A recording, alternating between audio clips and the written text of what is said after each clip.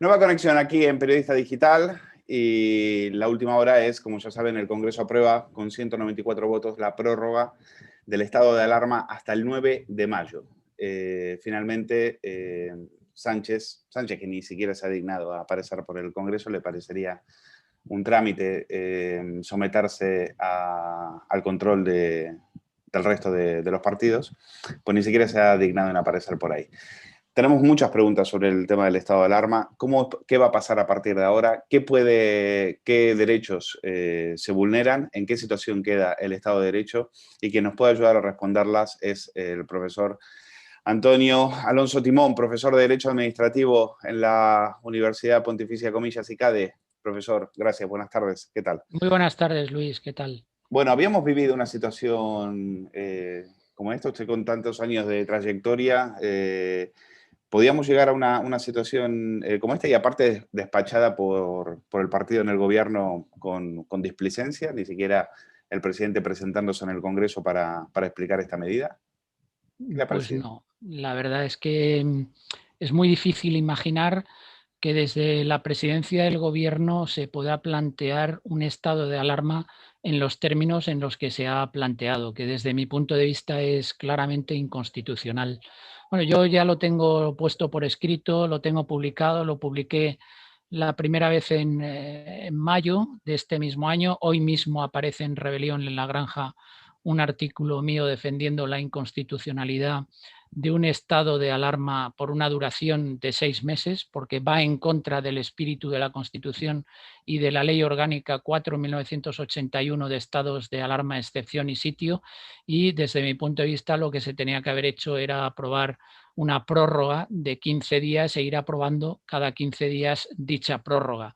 Nuestro ordenamiento jurídico, desde la Constitución hasta la Ley Orgánica que acabo de citar y alguna otra ley como la Ley de Procedimiento Administrativo, no permiten que se pueda establecer de una manera casi perpetua una situación de excepcionalidad, una herramienta jurídica de tal gravedad y tan quirúrgica como es el estado de alarma. Bueno, tengo aquí delante en el ordenador el artículo publicado por el profesor Alonso Timón. La excepcionalidad no debe ser la norma. Ese es el titular. Y a partir de ahora, claro, ¿cuál era la herramienta para frenar esto? Porque en teoría tendría que ser el constitucional. El Efectivamente. Vox sí, tengo entendido que va a recurrirla al constitucional, pero el PP ha dicho no, porque el constitucional va a fallar, que va a decidir que él respeta lo que pasa, lo que sucede en el Parlamento, porque entiende que ya está acordado por los partidos, y entonces se va a no sé qué cámara en Venecia En a Europa. defender, en Ah, Europa a sí, defender esto. al Consejo de Venecia o la Comisión de Venecia, sí. ¿Por qué estas dos posturas tan distintas? Bueno, yo creo que desde mi punto de vista, cuando se hace un abuso de poder, cuando estamos en presencia de un abuso de poder como es el actual, el Poder Ejecutivo, hay que recordar que con este estado de alarma lo que hace es quitarse de un plumazo al Poder Legislativo.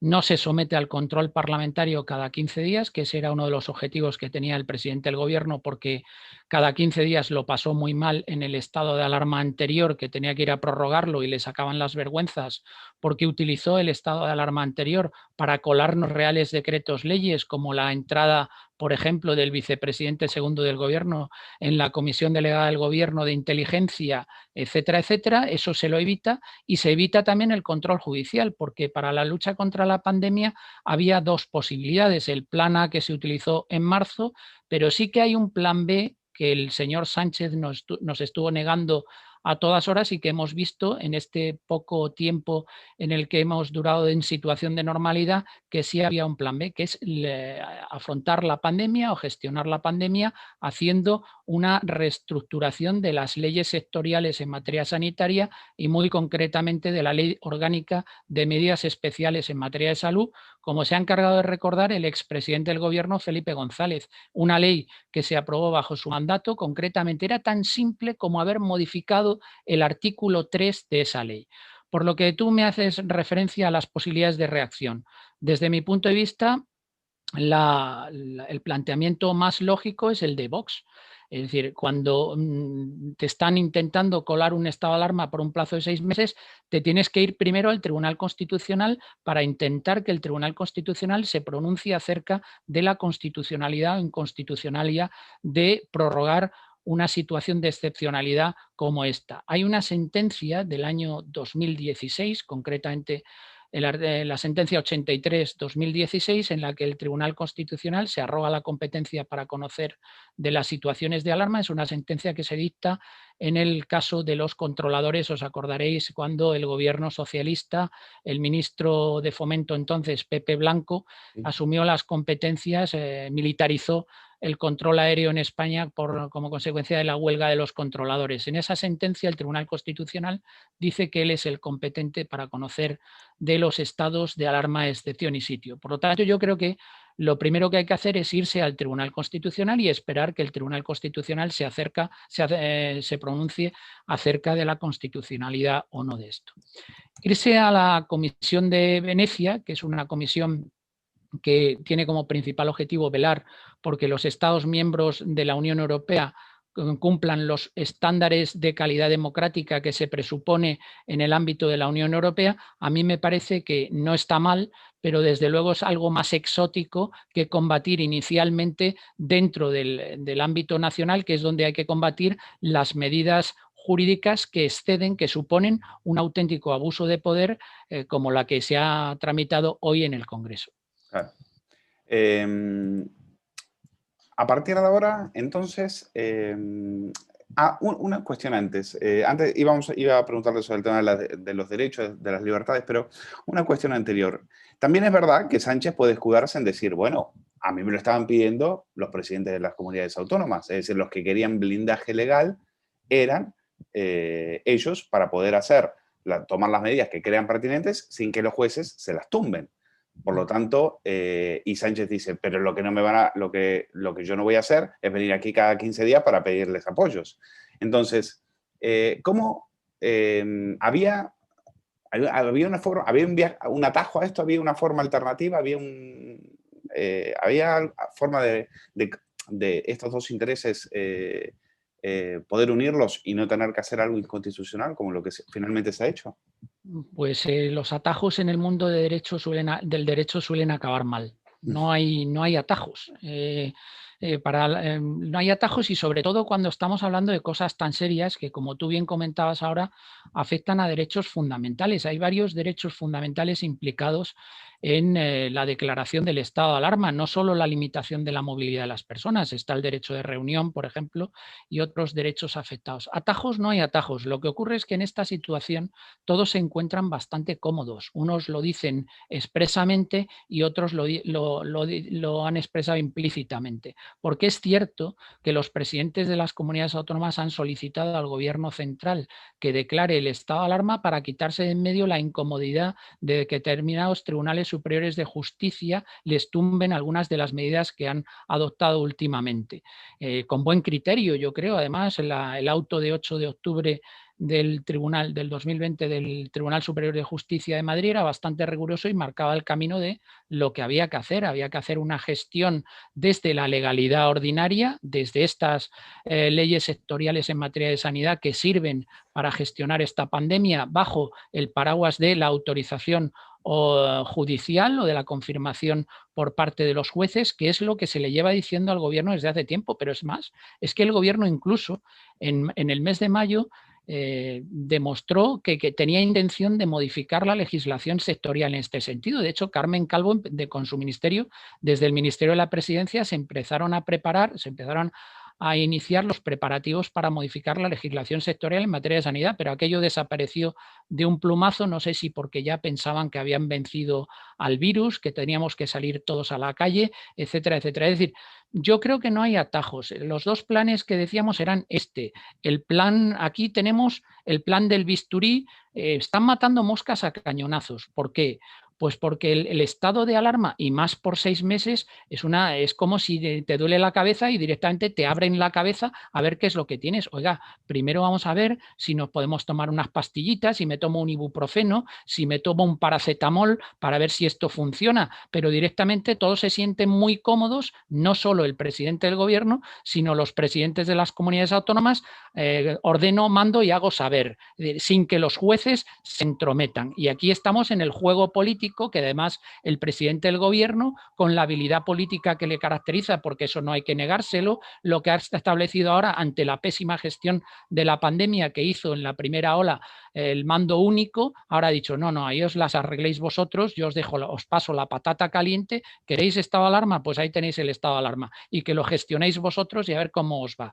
Por lo tanto, estamos en este juego político que ninguno sabe muy bien qué hacer. Y entonces están haciendo seguidismo de lo que se le ocurre a Macron en Francia. Entonces, si Francia empieza con el toque de queda, pues aquí vamos todos detrás con el toque de queda. Si llega un confinamiento, pues entonces todos van detrás. Es un poco triste ver cómo las comunidades autónomas se van copiando miméticamente. Dice, pues yo también cierro, a ver quién es el último. Como diríamos, hablando mal y pronto, mariquita el último. Tonto Aquí el cerramos último, todos sí. y nos dejamos de problemas. O sea, yo creo que no hay liderazgo, yo creo que no hay un plan pensado, sino que estamos de nuevo en esta segunda ola bajo la improvisación de unas medidas que se han demostrado que no son efectivas y que causan muchísimos más males que los bienes que supuestamente vienen a resolver. Los confinamientos no son la solución. Lo que es la solución es, a estas alturas yo creo que ya está bastante claro que es una convivencia dentro de las limitaciones que tendremos para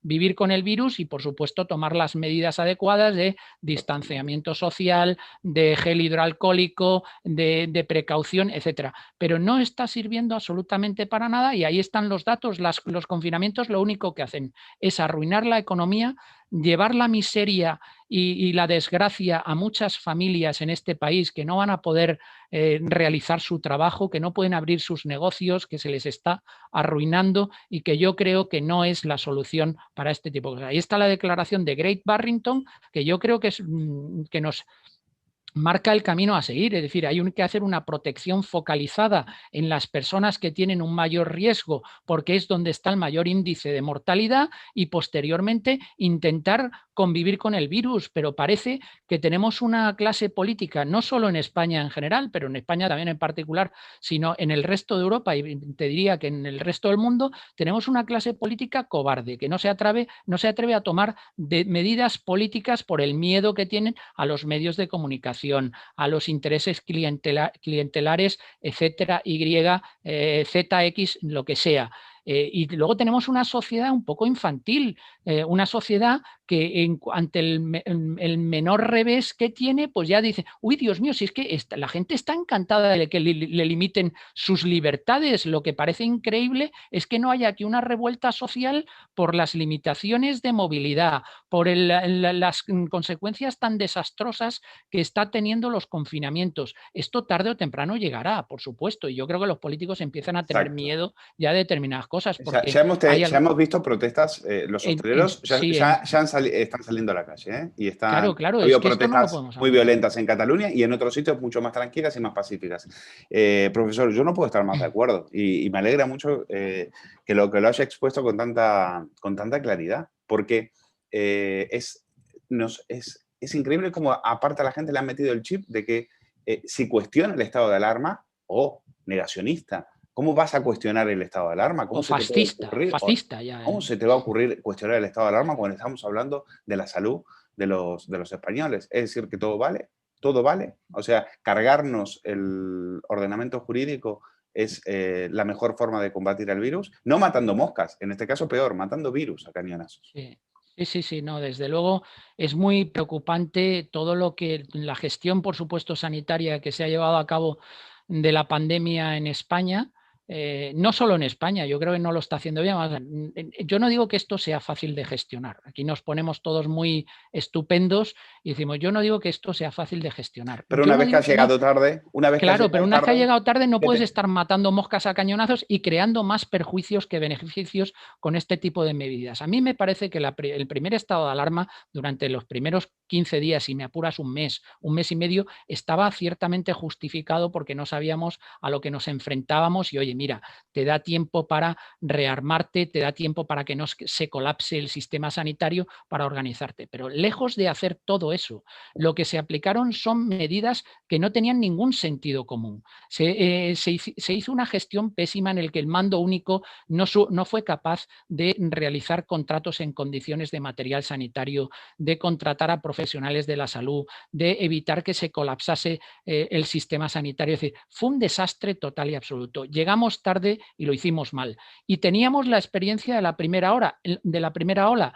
y no nos ha servido absolutamente para nada porque nos ha pillado la segunda ola y seguimos igual con la improvisación, con medidas que no están muy bien pensadas, que no son de sentido común y sobre todo que no son eficaces, que están, repito, insisto y siento tener que repetirlo tantas veces, son medidas poco eficientes porque causan muchísimos más daños que beneficios. Por lo tanto, Sánchez ahora tiene hasta el 9 de mayo